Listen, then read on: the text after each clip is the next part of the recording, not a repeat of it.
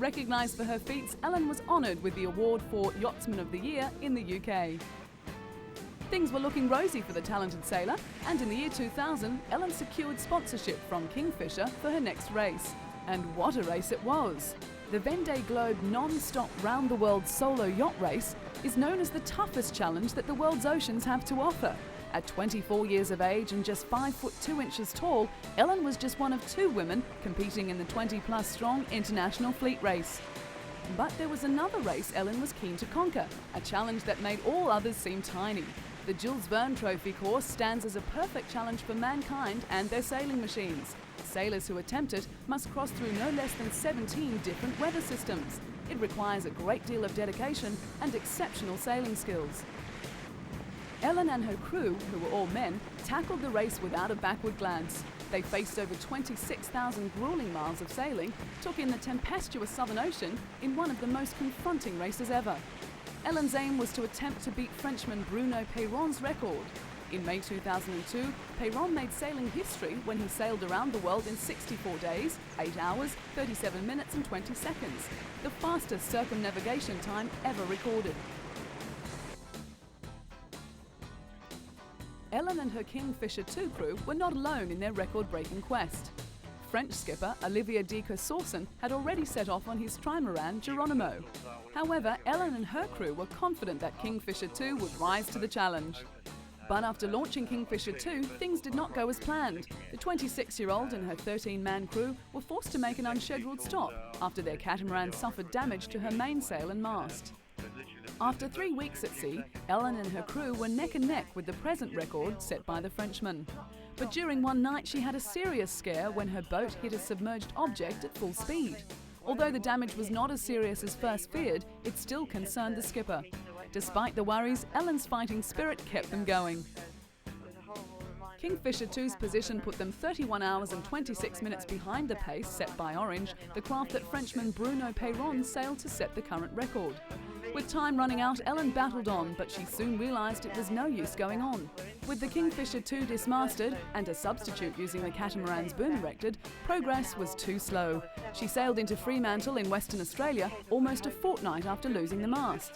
Of the dozen attempts that have been made on the Jules Verne record, 8 have ended in failure, so the skipper always knew the odds were against her. Ellen had rarely slept or left the navigation station during the 24 days at sea, and when gloom could have swamped the crew after the failure, the opposite occurred, with plenty of high spirits. Ellen had never previously skippered a boat as big as the giant catamaran, nor led such a large and experienced crew. Even though the journey ended in disappointment, it wasn't long before Ellen was planning her next adventure. But first there was some well-earned R&R in store for the tiny sailor with the big heart.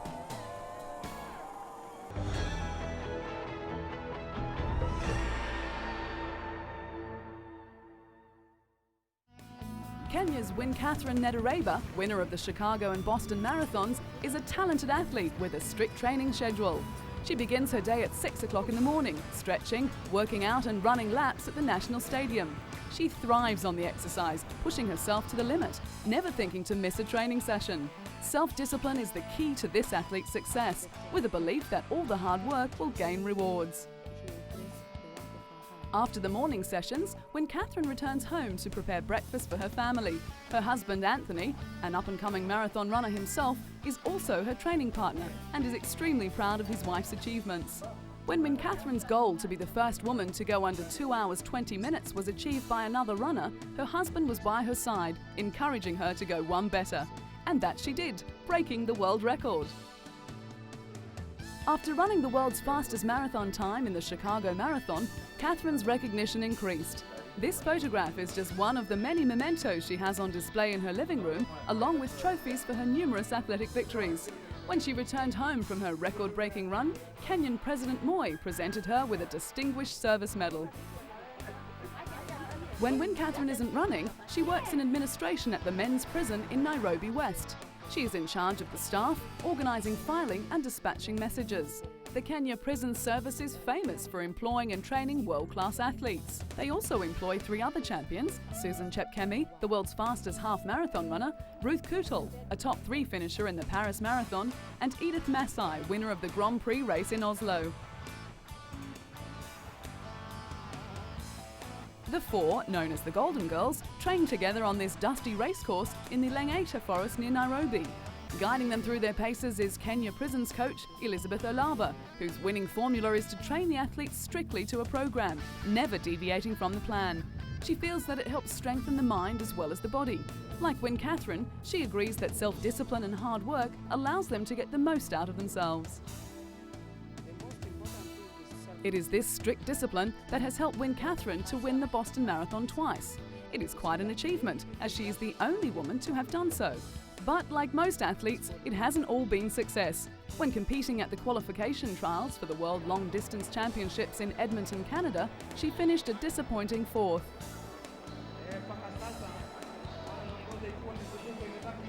Despite that setback, Wynne Catherine's spirits have remained high. She has set her sights on the bigger picture, the 2004 Athens Olympic Games. Wynne Catherine is an incredibly strong athlete who takes charge of her life and often urges other women to do the same. She doesn't sit back and hope that things will be done for her. Instead, she tackles life head-on. She takes the initiative to dominate the world of athletics, just as her Kenyan male counterparts have done previously. And she has succeeded.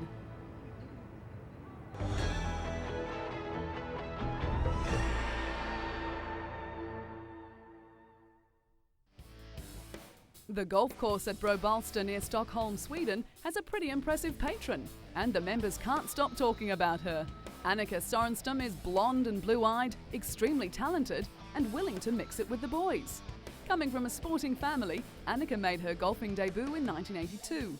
Between herself, her sister Charlotte, and her mother Gunilla, they have made many tournaments their own. Annika has an amazing talent. In 1995, at the age of 25, she had her first LPGA career victory when she became a Rolex first-time winner at the US Women's Open. She also won an Athlete of the Year in Sweden, the country's most prestigious sports award. With her name constantly on the leaderboards, it wasn't long before the world started to notice the long-hitting Swede. With a reputation as having nerves of steel, she continued to impress, defending her title at the 1996 US Women's Open. That same year, she surpassed the $1 million mark in career earnings. Annika is now a household name and a role model for young girls throughout the world. Merchandise for the star golfer is big business and much in demand. But that comes with winning.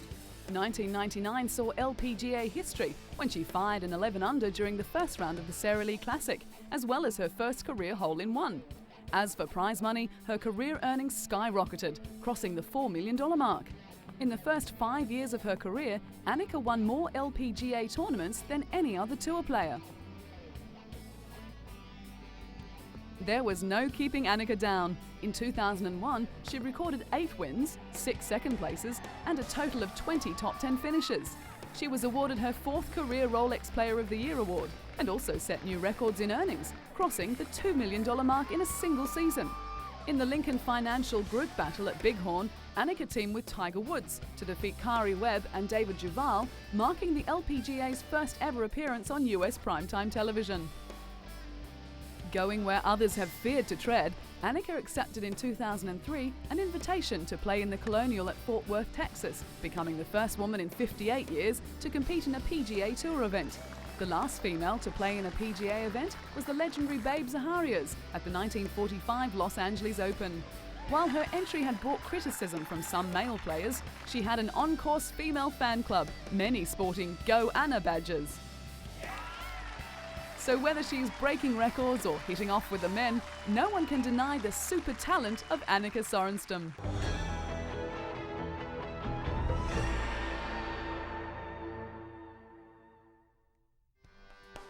Smart, tough and talented British athlete Paula Radcliffe has plenty going for her.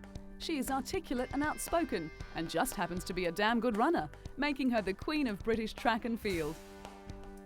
With a first-class honours degree in European studies and fluency in French and German, Paula is both smart in her lobbying techniques and brave enough to take on the might of athletics officialdom. Not scared to make her views known, Paula came to international prominence when she sat in the stands at the Edmonton World Championships, holding up a sign saying EPO cheats out. She was protesting over the inclusion of an athlete who had escaped a 2-year ban for testing positive to a banned drug. the talented runner has also inherited some handy genes, as she is the great-niece of Charlotte Radcliffe, a 1920 Olympic silver medalist in swimming, and the daughter of marathon runner Peter Radcliffe. With ambitions in sport politics, particularly in furthering the cause of women in sport, an International Olympic Committee membership is not out of the question. Known as having the style of a nodding donkey, Paula looks like she is in pain, and probably is. Her eyes roll back and her head jerks as she appears to fight for breath, but looks can be deceiving. Paula, Britain's World Women's Marathon record holder, is as tough as they come. The winner of a BBC Sports Personality of the Year, Paula is inundated with offers to run in marathons, but the London Marathon is her pet favourite. She claims the internationally acclaimed event is the most important competition on her calendar.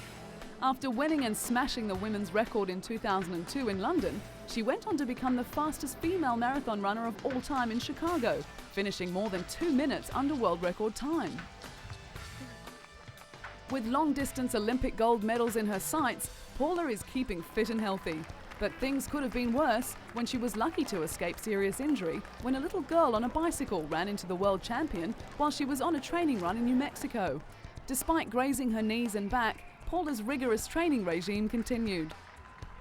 While the London Marathon is a prestigious title, attracting the world's best athletes, thousands of amateurs also take part, many raising money for charities on the way. And Paula gets in and does her bit too, raising awareness and cash for charities, helping the homeless and asthma sufferers. She says marathon running is a fun way for everyone to achieve a physical and mental goal. Paula won the 2003 London Marathon in style.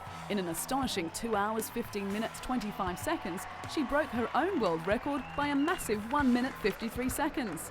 With the event allowing male Kenyan pacemakers, Paula was able to use her strength and stamina to excel. Style or no style, Paula has what it takes to be the best in the world.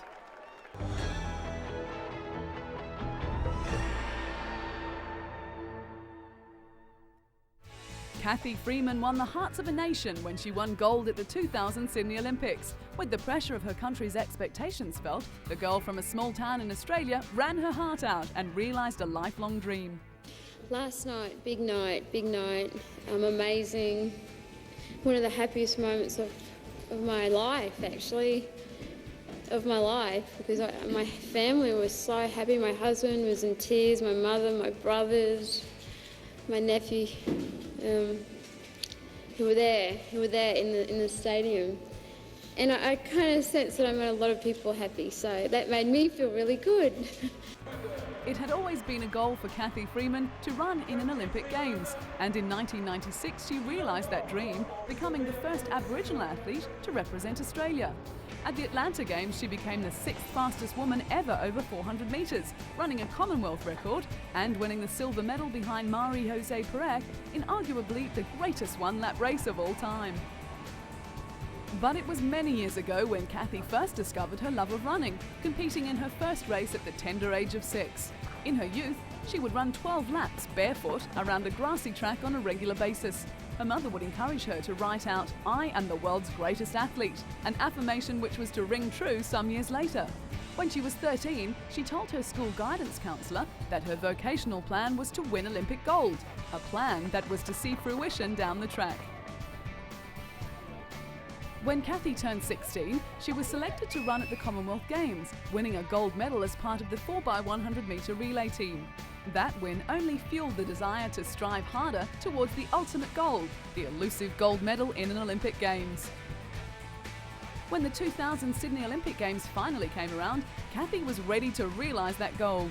At the opening ceremony, Cathy was the star attraction, lighting the flame in spectacular circumstances.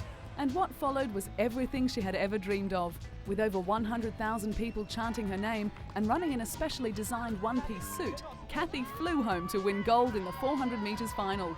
The most famous Indigenous face in Australia and well-loved on and off the track, Cathy made the Sydney Olympics her own. Cathy also shined outside of athletics, receiving an honorary doctorate from the University of Ballarat. Cathy, draped in academic garb, looked a bit uncomfortable away from her familiar surroundings, but was proud of her success. She was presented with a doctorate from the university during the ceremony, with officials praising Kathy's determination and willingness to tackle challenges and her remarkable achievements.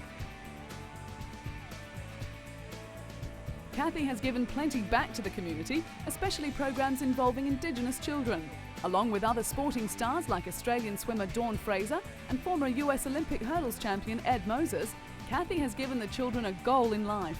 She knew that if the programs had been around when she was younger, it would have helped to define her direction in life earlier, and her vision would have been so much clearer. Kathy, who was extremely proud of her heritage, ran her victory lap at the Commonwealth Games with the Aboriginal flag, before taking the Australian flag as well. Even though it ignited much discussion, she raised awareness regarding Aboriginal and race relations. And it was those actions that made Kathy a role model for young and old, having been awarded the title of Young Australian of the Year and the following year Aboriginal Athlete of the Year. It had been many years since Australia had their very own track star, and after Sydney, they had found their new hero in Kathy Freeman. A down-to-earth person and a fierce competitor, Kathy has been a genuine star.